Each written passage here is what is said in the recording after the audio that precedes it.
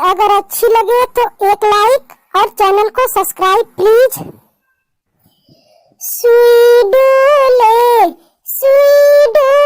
कलाई बिच घड़िया में सुई